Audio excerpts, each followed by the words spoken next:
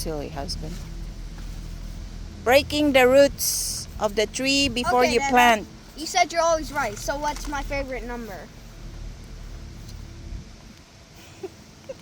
You said you're always right. About things that you should know. I don't know what the hell your number is. That's a guess. Like, what's my favorite food? Yan.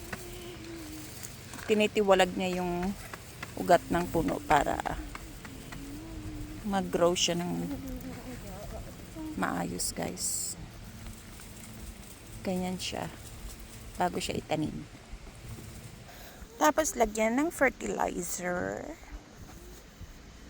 bago siya tatakpan. Ooh, I wanna help. So yan siya, guys. Tinatakpan nila ang aking plum tree. These big chunks breaking up. Yan siya, guys. Tanim na. Maraming salamat sa panonood.